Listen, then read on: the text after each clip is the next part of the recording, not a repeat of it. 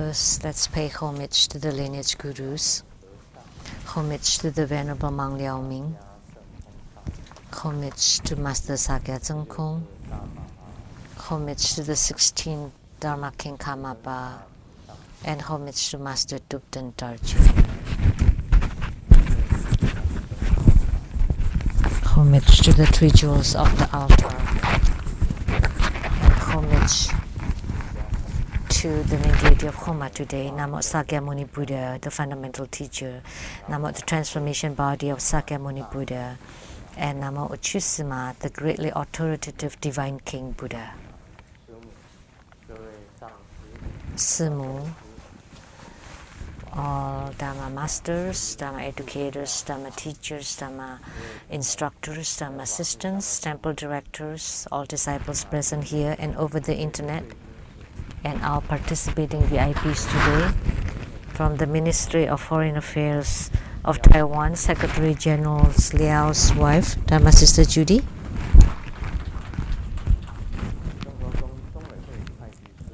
accountant to the True Buddha Foundation, Dharma Sister Teresa and her husband Larry, producers for the Kenny Tiansang Sinton from CTI TV Taiwan, Dharma Sister Rebecca Shiachi, and from True Buddha School Scholars Group from National Cheng Kung University, Professor in EE, Dr. Wang Li, and Dr. Ryan Zhuang, and Dr. Lin,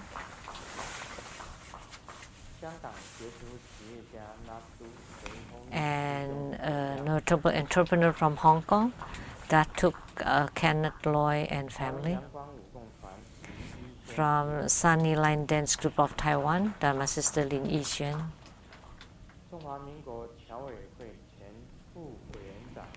and from the wife of the former directors of Credit Overseas Warranty Fund of Taiwan, Miss Vivian Sid, and a businesswoman from Indonesia, Miss Indri,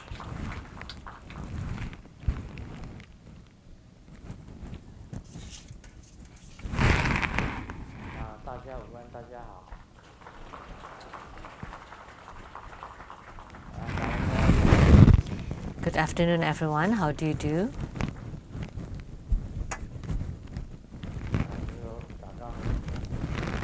In Mandarin, Taiwanese, and Cantonese.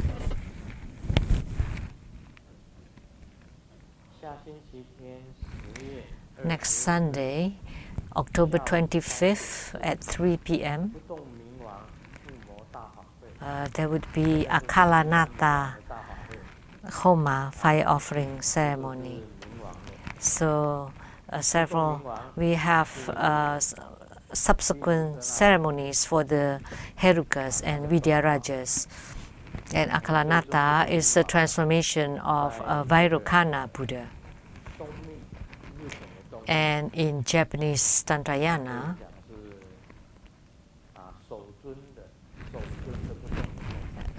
he's considered to be worship, the most important Dharma guardian in Japan, Japanese Tantrayana, so Mudo or Akalanata. And also in Tibetan Tantrayana, he's also highly revered. And there are a lot of benefits in practicing Akalanata.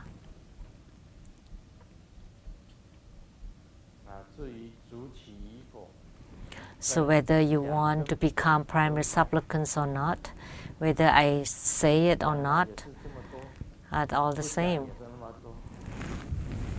If I talk about being primary supplicants, the number of primary supplicants are about the same as if I don't talk about it.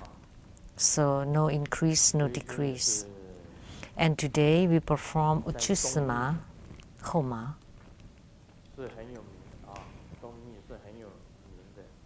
And in Japanese Tantrayana, he's also very famous.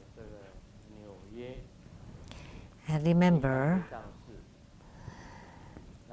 at the Vajra Diamond Temple in New York City, and I conducted Uchusama ceremony at the Madison Garden organized by the Vajra Diamond Temple from New York City. And I had transmitted the Dharma and elucidated. And the mudra, I could form it, but I couldn't talk about it. So I know how to form this mudra, but I don't know how to talk about it. So if you know how to form the mudra, then you know. If you don't, you don't. So if you cannot form the mudra, just find someone that can and teach you. And this mantra, the short mantra. What's so funny about it?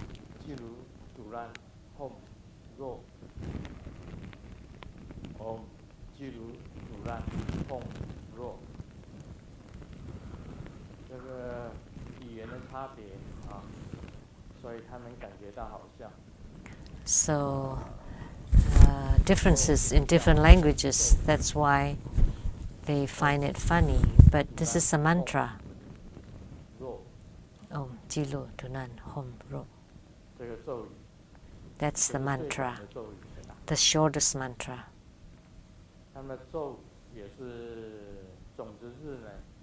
And the sixth syllable is also home.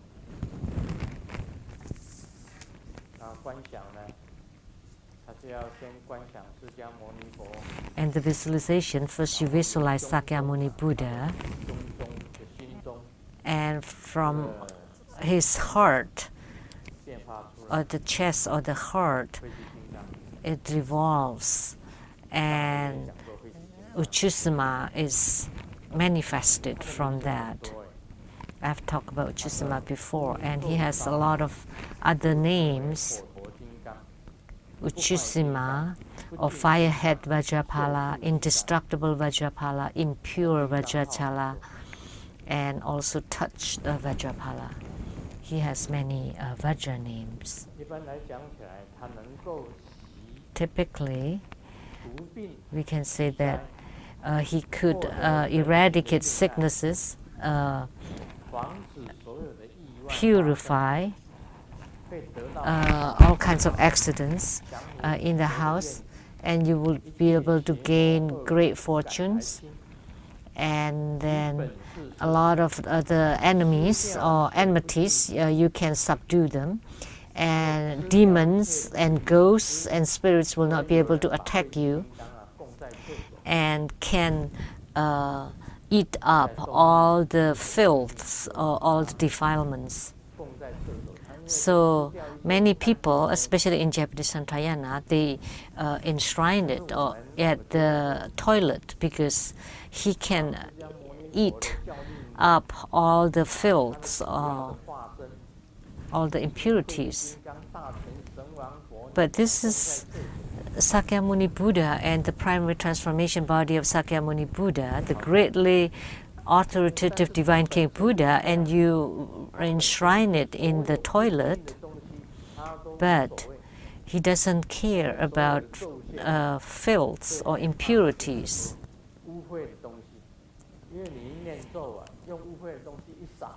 So a lot of those spirits, if you recite mantra and then you use rice and salt to purify it, then the spells will not work anymore.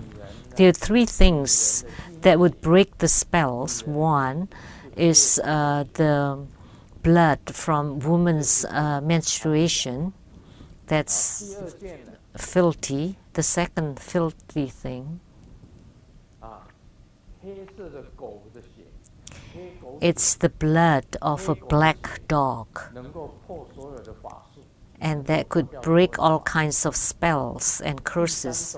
And the third thing is the urine of the horse. So the urine of a horse can break all kinds of spells and magics and curses.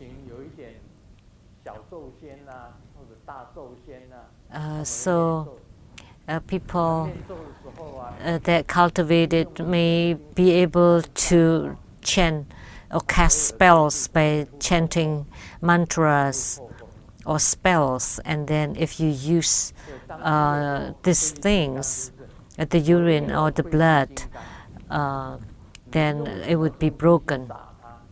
So only Uchusuma, he's unafraid of any filth or any impurities, because he would be able to eat them up and eliminate them. So he has tremendous power. So by practicing Uchusuma, you're not afraid of any filth or defilements. Then you can go to the sutra chanting for the dead, or funerals, hospitals, hospices. So, or if you have lots of girls but no boys, practicing Uchusuma can also help. So if you have ghosts and spirits disturbing you, Uchusuma can also destroy them. Uchusuma has great power.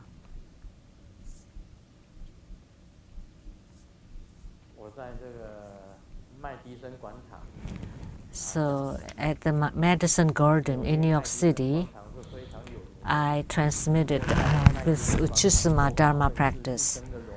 So Madison Garden in New York City is very famous, and it is quite an honor to be able to conduct a ceremony there at the Madison Garden. So if someone asks, where did you conduct your ceremony? At the Madison Garden in New York City, that would be respected. It's quite an honor, because if you can have a concert there in the Madison Garden, that is quite incredible. Everybody would know around the world. It's even more cool than conducting ceremonies at the UN, United Nations. Like there are some great masters that say that they give talks at the UN, and you thought, wow, that's quite a...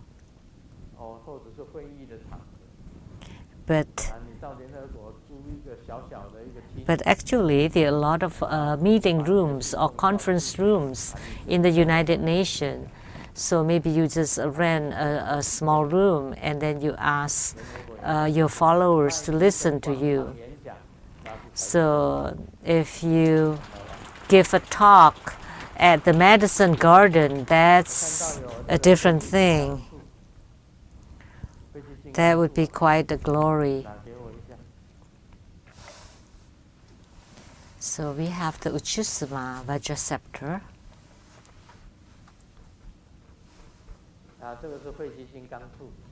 This is the Uchusuma Vajra scepter. You can pull it out. In order to know if you have gained yogic union or yogic response, spiritual union with Uchusuma, you can test it. Take a basin and fill it with water, and then place the scepter inside the water, and the water is still, there's no wind, and the scepter would float on top of the water, and you recite Uchusuma mantra to the scepter.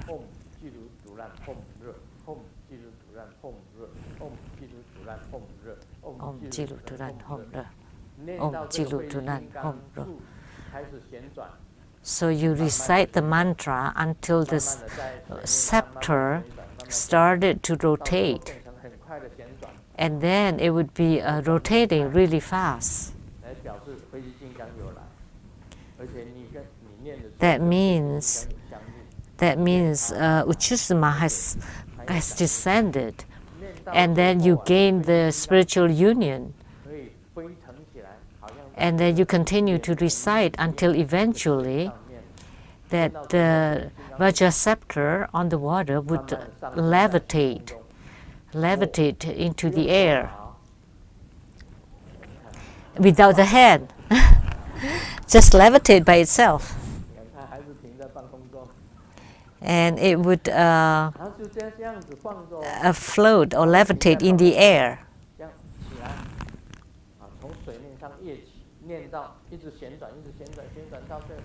So you recite it until the scepter rotate and then eventually levitate. That means Uchusama definitely would be there to guard and protect you. But if the scepter doesn't move, even after your recitation, continue to recite the mantra until it starts to move. That means your mantra chanting has gained spiritual response. And then if you encounter any bad things or any defiled or impure things, and then you tap on that person, if that person suffered from ailments due to ghosts and spirits, then they would recover right away. So Uchusama is very responsive. So that's called a spiritual response. So whether you have response or not, you would be able to tell from this. If you recite until it rotates, that means he already descended. And then if it rotates really fast, that means the mantra chanting is very powerful. Your mantra chant is very powerful. And then eventually, if it could levitate in the air, that's wow. So if you complete the mantra recitation for 100,000 or 300,000 or 1,000,000 times until the scepter can rotate, can circle or levitate, then your palm would be very powerful.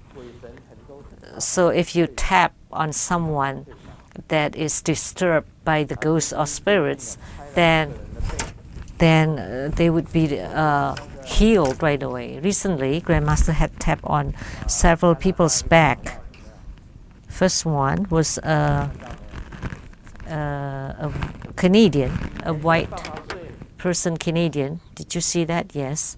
He hadn't been able to sleep for a few years, and the spirits inside his body were all wearing black hats, and the man wearing black hats and the woman wearing black cloaks. He was a descendant from a nobility from Europe. So he couldn't sleep for a very long time, for many years already. So I used my palm to tap on him.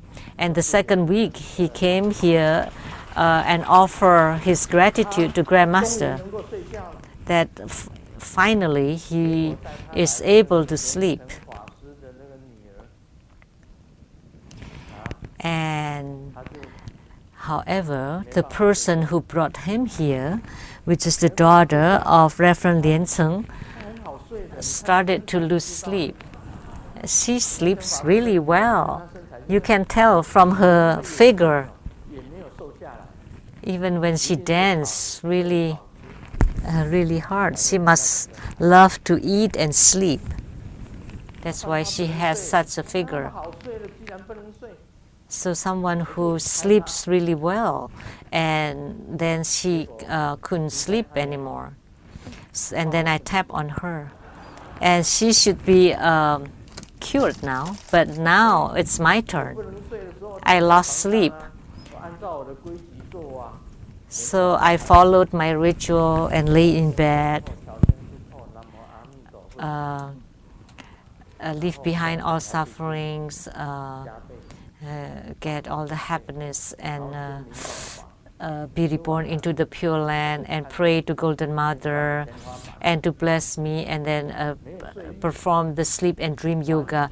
And my eyes were wide open. I didn't feel sleepy at all, and just kept looking at the ceiling all the time. That night, after I tapped on Reverend Lien Seng's daughter's back, so it was really bad. I couldn't sleep, so I thought, well, since I wasn't sleepy at all, so I got up and I went to my office at home, and I read the sutras, the books, and looked around, and still didn't feel sleepy until 3 and 4 a.m.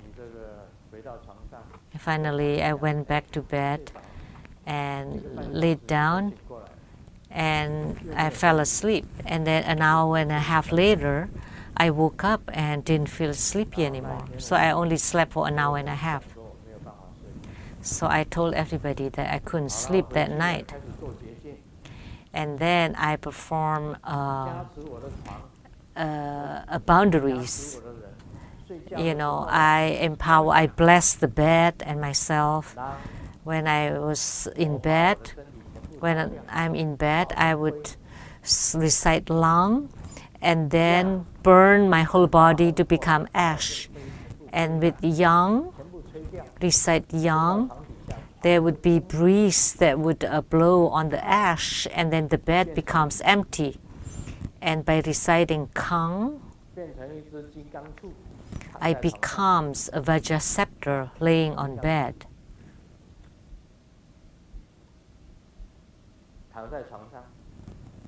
So the Vajra scepter laying on bed, and then visualize Om, white light emitted, red light emitted to the sky, and Hom, the blue light emitted to the sky. And then they become a net of white, red, and blue light, like the mosquito net, and covering this Vajra scepter. And that night, I slept really well. After I slept well, there was another person that couldn't sleep.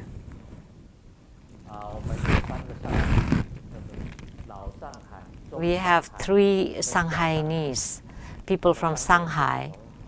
The elder, the old Shanghai, the mid-aged Shanghai, and the young Shanghai. She's from. Oh, you're the middle-aged Shanghai that stayed in Rainbow Villa. You came from Shenzhen? You didn't come from Shanghai?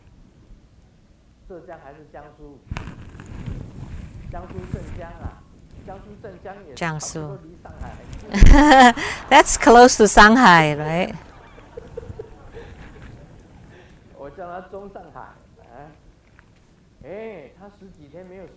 So she couldn't sleep for a few days, right?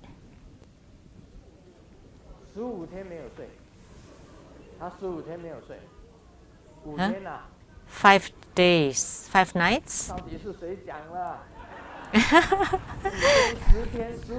How many nights? 5, 10, or 15? She couldn't sleep for 5 nights. And she felt bad. She couldn't sleep. And then she went to see me. So with the same way, I blessed her. And then the following night, did you sleep well? That she could sleep from 11 to 6. Until 7. From 11 to 7. that also could sleep. And then she slept well. And then there was another person that lacks sleep. That's our translator, Haniva. Haniva couldn't sleep. Haniva sleeps really well, you know. When we go to Taiwan together, or from Taiwan back to Seattle, and she didn't eat and she started sleeping when she got on the plane, and she got up. She woke up when we arrived.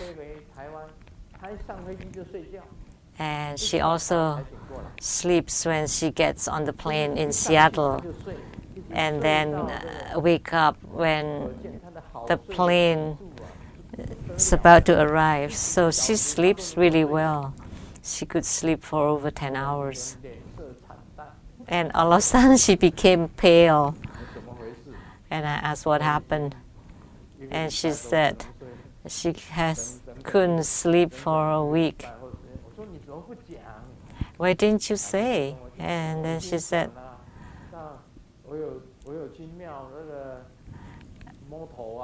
when I had the blessing on the head, I said, let me sleep well. And I just touched her head, but she still couldn't sleep. But you have to say it, and I have to use power and generate the power on your body in order for those to be dispelled. So the other night, I tapped on her back. A lot of people saw that, and I used a lot of power, great power. As Master Lin Yin said, wow, that was really powerful. And now, she sleeps really well.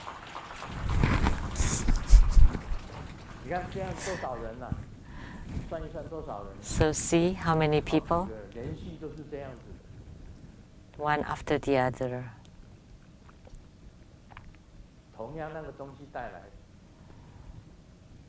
So the same, brought up by the same issue. So actually there's no increase and no decrease. So the karmic power or the karma is continue to cycle, to go in circle.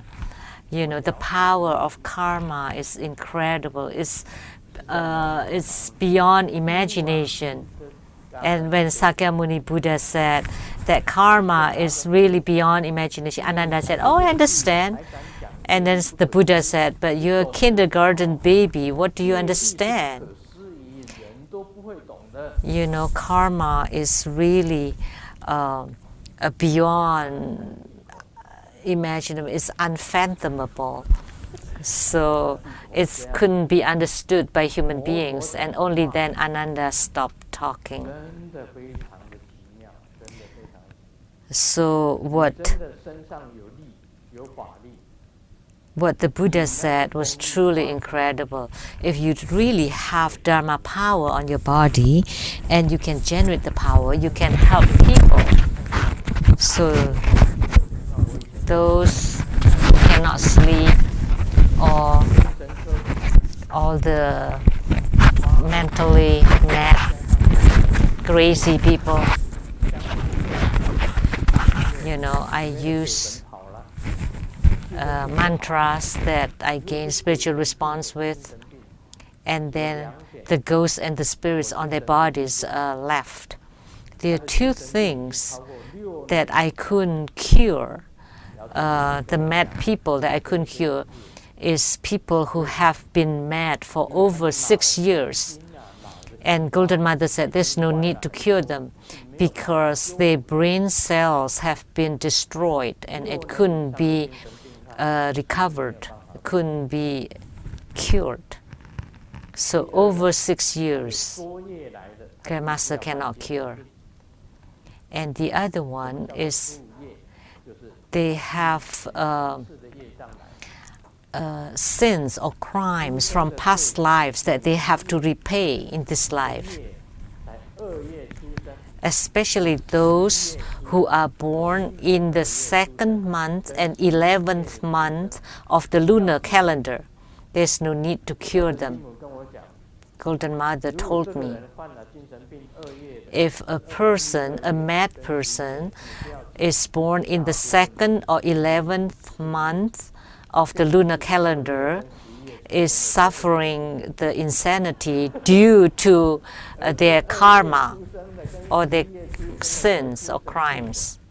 It doesn't mean that everyone born in the 2nd or 11th month are mad or crazy, but if a mad person is born in the 2nd or 11th month, they are very hard to cure. So some is because of the damage in their brain cells that also cannot be cured. But if because you're attached or you have clash with the ghosts or the spirits, then I can cure them.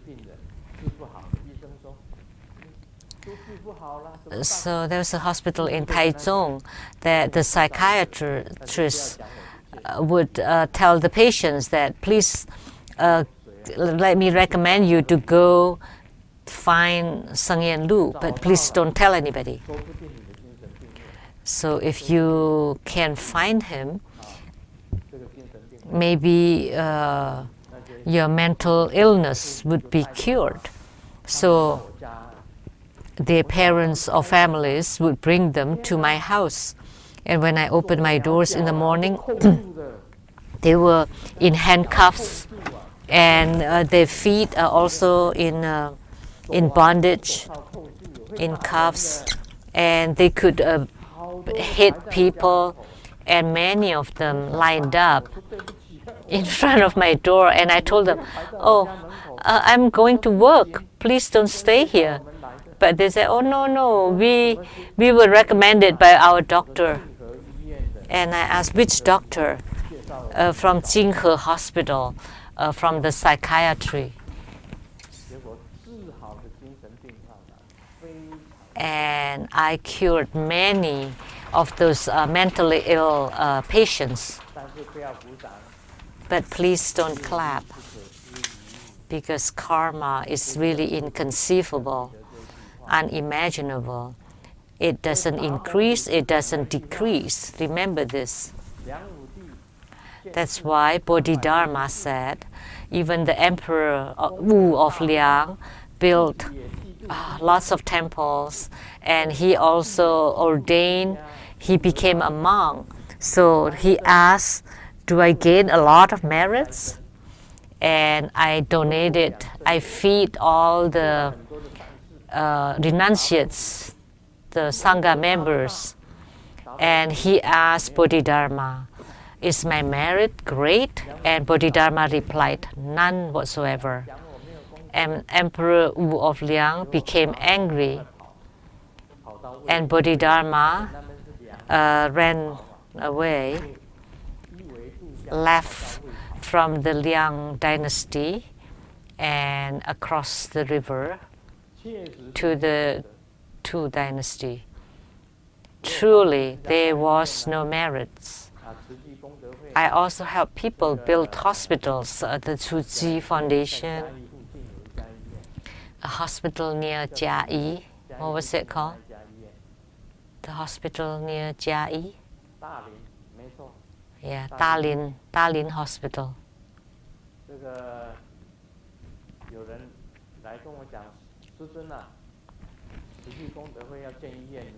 Someone asked Grandmaster, Tzu Chi Foundation is about to build a hospital. Do you want to donate? And because she was a member of the Tzu Chi Foundation, I donated 5,000 US dollars.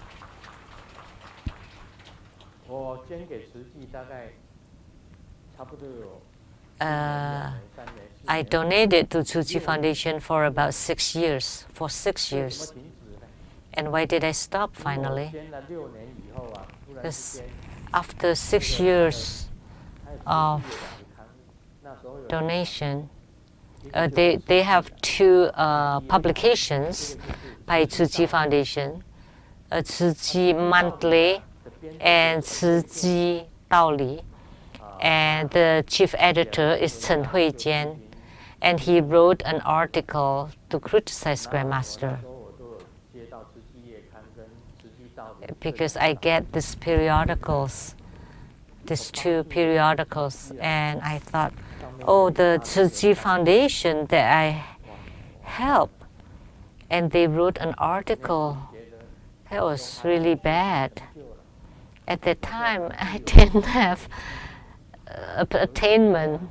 complete attainment, so I still have heart, I still have self, and I felt that I helped Tzu Chi Foundation for 6 years, and yet the chief editor Chen Hui-jian wrote a long article about me, and he didn't even know that I was helping them, and wrote such a defaming article. And then I thought, should I continue to help? And I said, oh well, that's fine. I'll just take care of myself.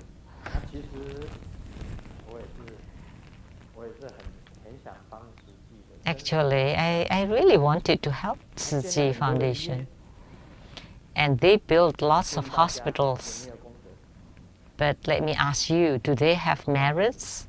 Let me tell you, doesn't matter how many hospitals there are, there's still many more patients.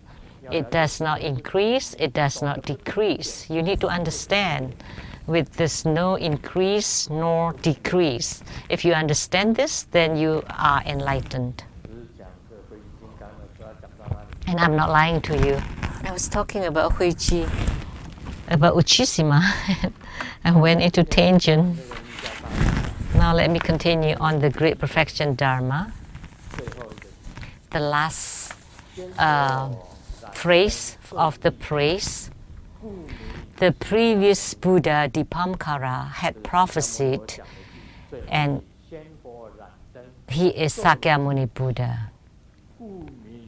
The previous Buddha Dipamkara had prophesied, and he is called Sakyamuni Buddha. So at the moment, Sakyamuni Buddha attained perfect enlightenment, perfect and complete enlightenment.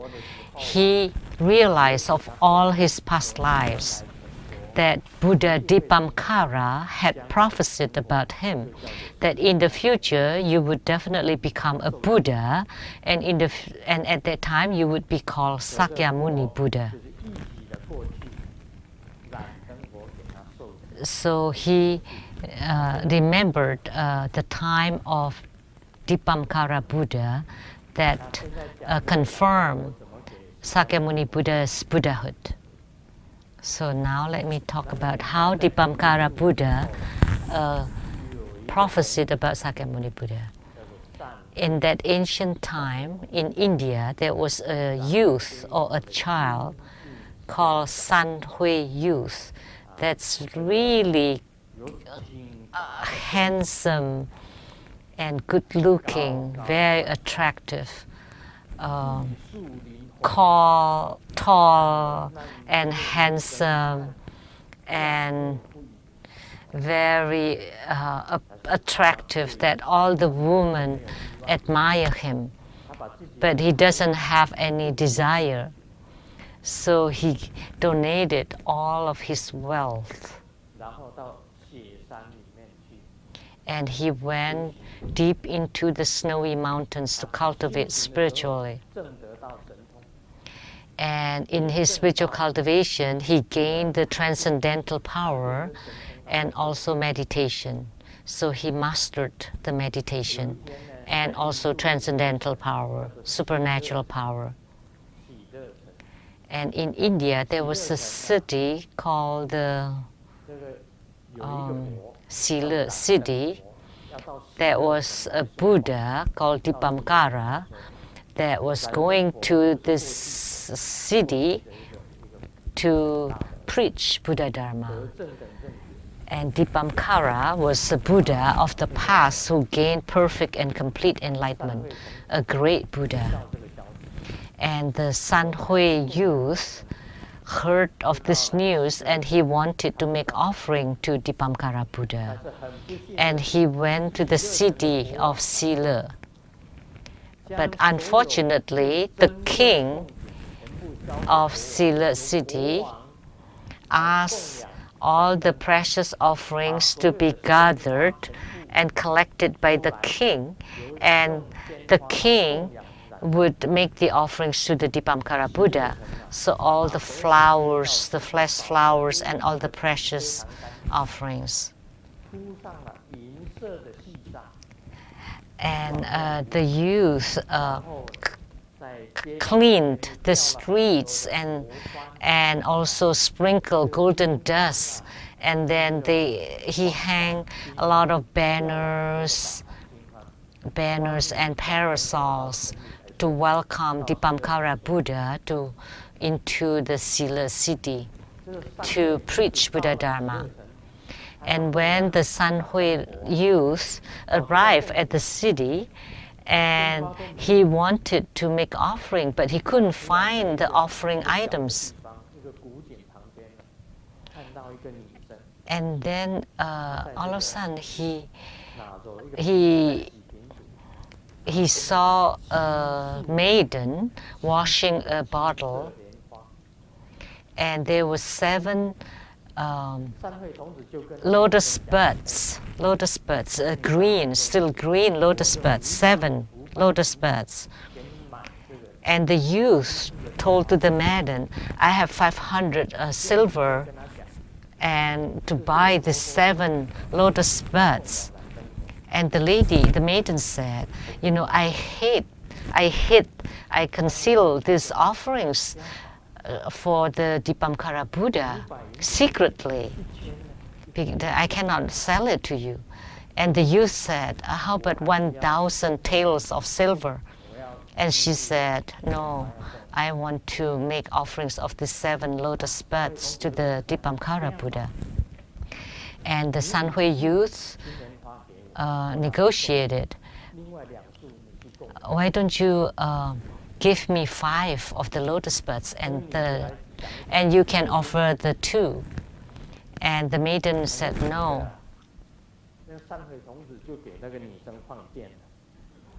So Sanhui youth started to electrify the maiden, sending off the magnetism to her. And then the maiden finally became soft-hearted.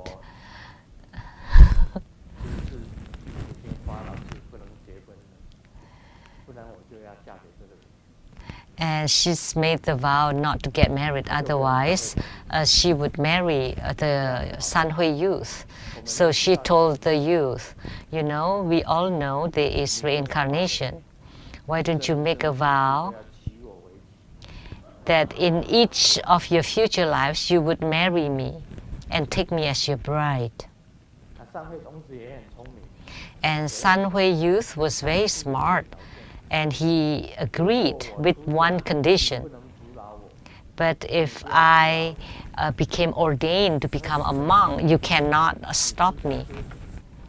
And the maiden thought, well, okay, you want to cultivate spiritually, it's fine, because she's now totally infatuated with him. And okay, let's make the vow that in each lifetime we would become a couple, but when you become a monk, I will not stop you. So that's the vow that Sanhui youth made. So she gave the 7 lotus buds to the youth. There were 2. The youth said that 2 of them, I would represent you to make offering of 2 of the lotus buds, and I would make offering of the 5 lotus buds. So he carried 7 lotus buds to offer to Buddha Dipamkara. When Buddha Dipamkara came, the ground was sprinkled with silver and golden sands, and people placed the most precious clothing on the ground for the Buddha to walk on in order to eradicate the karma. It was really glorious. And then there was an area with the dirt on it. And the Sanhui youth saw that there was like a puddle, a dirty puddle. And because spiritual cultivators at those time, they don't cut their hair. So the youth immediately put his hair on the dirty floor for Dipamkara to walk by, and he offered 7 lotus buds to him. And Dipamkara Buddha smiled and knew who he was, and extended his hand and touched on his head. So 5 of the 7 lotus buds become a lotus throne, and Dipamkara Buddha sat on the lotus throne. And the other 2 lotus buds were on the 2 sides, and that became 2 beautiful attendants. And Buddha Dipamkara touched the youth's head and said, "I knew who you are. And in the future, when you attain complete and perfect enlightenment, your title would be Sakyamuni Buddha." So the phrase that the Buddha wrote here was to symbolize that. And he forgot to write that in the future your wife would be Yasudhara. So that maiden was reincarnated to become Yasudhara, which was Sakyamuni Buddha's wife. So that's how the karma, the affinity is transforming. So Sakyamuni Buddha was confirmed and prophesied by Buddha Dipamkara. So the Grandmaster speak clearly, yes. There was a car driving toward me, but there's no driver inside the car. And I opened the door and immediately push on the brake and pull on the parking brake. And then behind the car there were two short people that said, "Didn't you see that we are pushing the car?" So Buddha Dipamkara walked slowly from over there, and Sakyamuni Buddha used his hair to cover the road to let the Dipamkara Buddha walk, and made offerings of the lotus buds, and the lotus opened to become lotus throne, 5 of them, and the other 2 lotus buds become 2 beautiful attendants. That's truly beautiful, truly magnificent. So Buddhas are always riding on lotus thrones or lotus cars, lotus vehicles, much better than this kind of car that you don't need brakes. You don't need. You just join your palms, and with a slight thought, the lotus would move as you wish, fast or slow, wherever you want to go.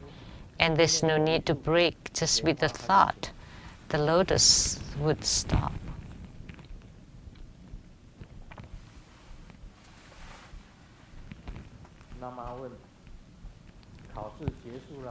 The mom asked, "So the exam is done?" "Yes."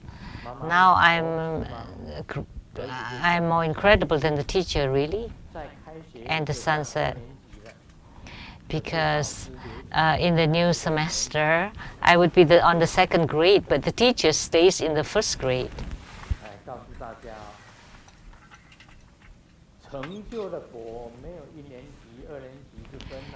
But those who attain Buddhahood, there's no differences between first or second grades. They're all equal. Only human beings differentiate. But Buddhas are all equal.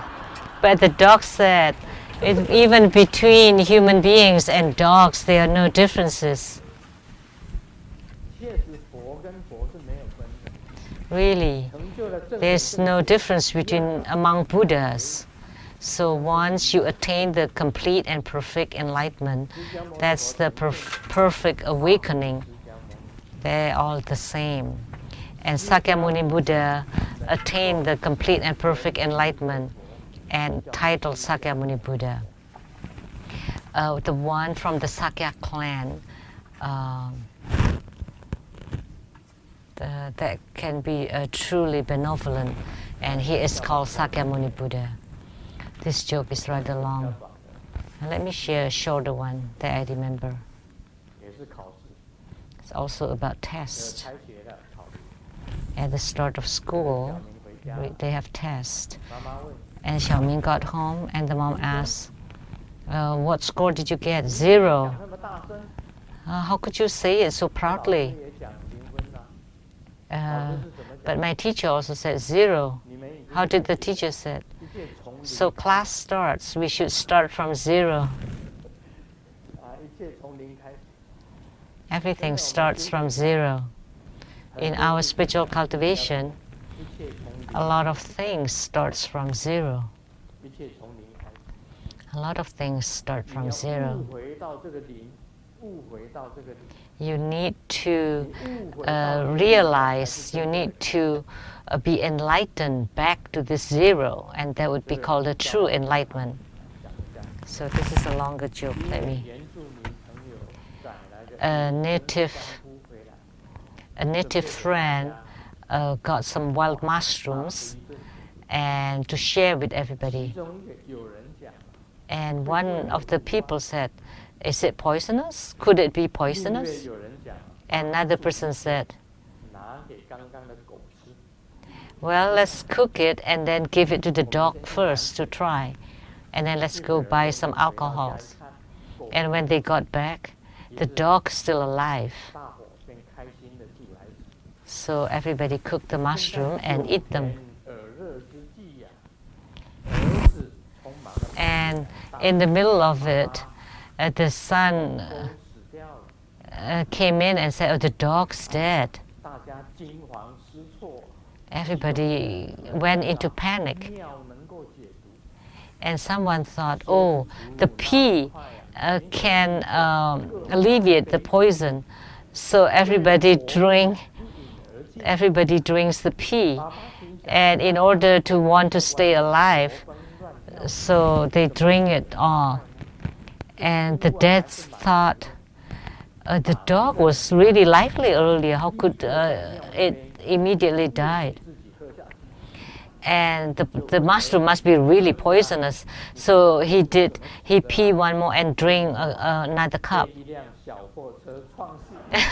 And then asked the son, so how did the dog die? Oh, he was killed by a truck.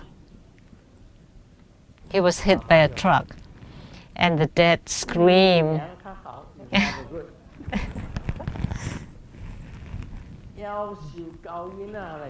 Your mother good. Why didn't you say that earlier? You made me drink 2 cups of pee.